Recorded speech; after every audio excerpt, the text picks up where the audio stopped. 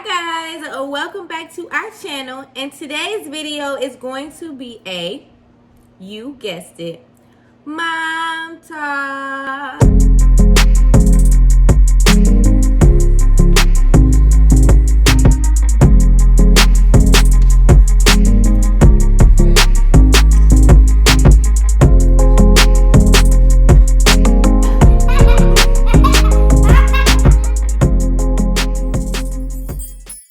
Okay guys, so today's video is going to be centered around homeschool updates and just, wherever else I decide to go.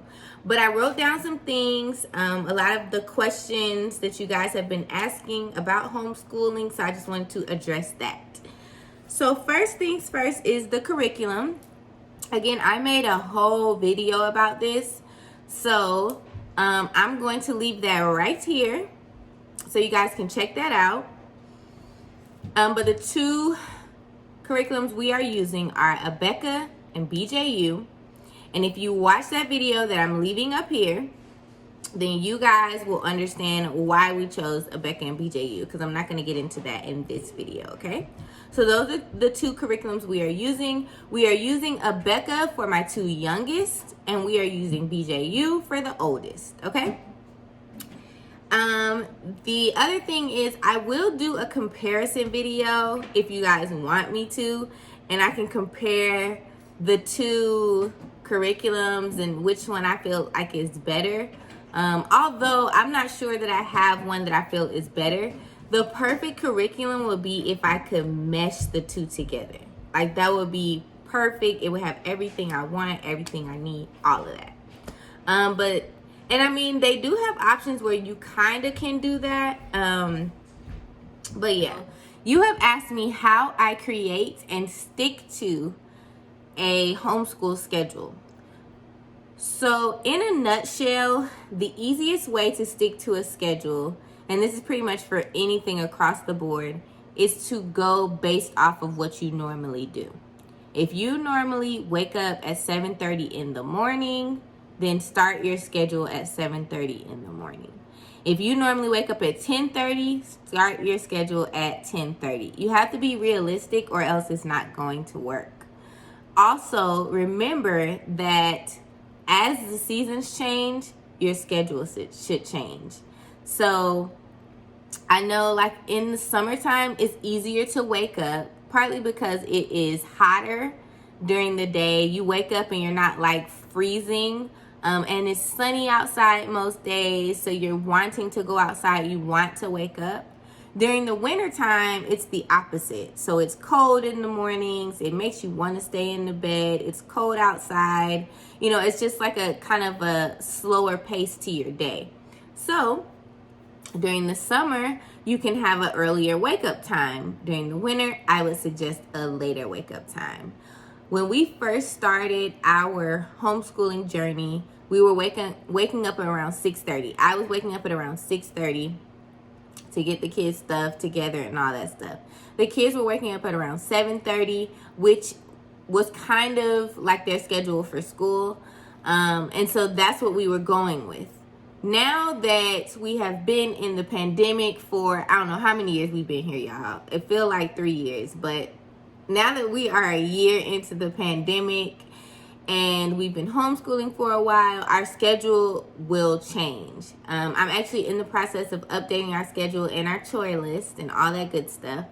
So it's going to be a later wake up time. Now I'm waking up naturally at about 8:30.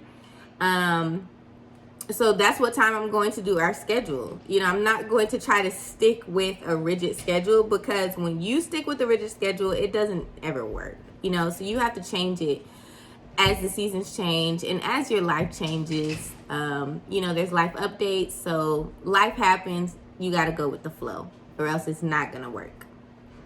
So that brings me to the next thing. Okay, so now that you have your wake up time, let's say you're waking up at 8:30. Your kids are waking up at 9:30.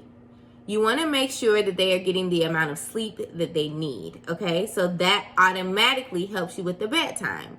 So if your kids are waking up at 9:30, you want them to at least have 12 hours of sleep. So that means that the latest that they can go to bed is 9:30 p.m. if they're waking up at 9:30 a.m. So if they're waking up at 8:30, they need to be in bed no later than 8:30, depending on their age. So the older they are, the less sleep that they need. But everybody is recommended to at least get 8 hours of sleep past a certain age. Younger than a certain age, they at least need about 12 to 15 hours of sleep, okay? So that helps you with a start and end time. So if I'm starting at 9:30 and I'm going to be ending their day at 9:30, I need to make sure that I have everything that I want them to do in that day. Now, for me, a part of my schedule is 1 hour of TV time. They're not allowed to have phones or tablets or anything like that during the week. So I do allow them to have like 1 hour of TV time. Now, that's just my preference. If you want to allow them to have, 3 hours of TV time, that's up to you. If you don't want any TV time, again, that's your preference. But I do 1 hour of TV time. So I schedule all this in my schedule for the day. We have, it's like written down to the T, y'all. We have school time, lunchtime, nap time, snack, motor skills. We have water play, exercise, free play, power hour. The power hour is cleaning time, TV time, bath, dinner, their nighttime routine, and bedtime. And y'all know the nighttime and morning time routine consists of, brushing your teeth, washing your face, picking up whatever, washing your hands, all that good stuff. So that's how I create my schedule. And I also have a schedule for me. And it's pretty much the same format. Again, this is a older schedule. So this is not the new one. But I just have everything on there that I need to accomplish for the day and all the times. And so here's the biggest question. Do you stick with your schedule? If I'm being honest, all the time, no. No, we don't always stick with our schedule. It's impossible to always stick with our schedule for me. But I try to stay as close to the schedule as I possibly can. Now, one thing, I do make sure that they get into bed on time. Like, if we set a time for their bedtime, they need to be in the bed on time. And that's just for me, for my sanity. So that is how I put together my schedule. And then you do what works for you, right? So if water play is something that they like, then add that. If they like to exercise, they like to go outside, what do you guys like to do? You're going to add that into your schedule. And that's how you create a schedule. Be as realistic as possible. If your child normally takes a nap at around 12 o'clock, put the nap in at 12 o'clock and schedule stuff around that, right? If they eat around 7, you put the dinner time at 7 and schedule around. So that is how I create my schedule. Now, here's another big question that I was getting. Do I recommend homeschooling your child? And I haven't really answered the question individually. I have written some of you guys back, but for the most part, I would recommend homeschooling your child. Now, there are some exceptions. If you're not a very organized person, I'm still not going to say I don't recommend it, but I will say it's going to be harder for you. Organization is key when homeschooling.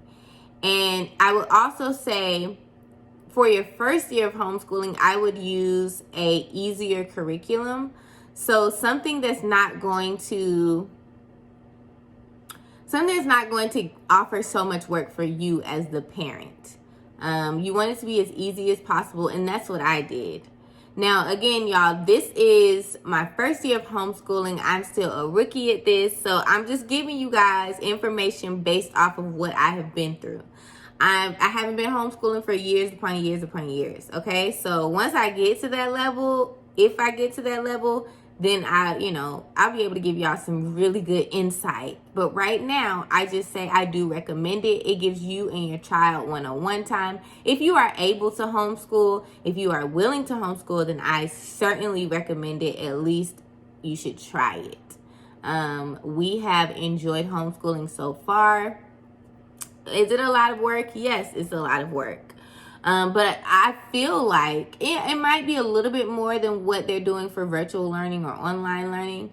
But I feel like from last year when I was online learning or virtual learning with my two girls, I feel like it's the same. Like I'm doing just as much, if not a little bit more than what I was doing with them for virtual learning. So, and then you can pick what they're learning. So that's one thing I really like. You can pick what type of history you want them to learn on top of the history, that's mandated for them to learn. I like that. I like that I can challenge them a little bit more. If y'all know me personally, then y'all know I am that mom. We're going to go above and beyond because I want you to know everything. That's how my mom did for us. So that is what I do for my kids. But guys, we are going to conclude today's video. I thank you guys so much for watching. If you have any more homeschool questions, leave them down below and hopefully I can personally answer each one. And yeah, I hope you guys enjoyed today's mom talk, and we will see you guys next time on CandN Family. Peace.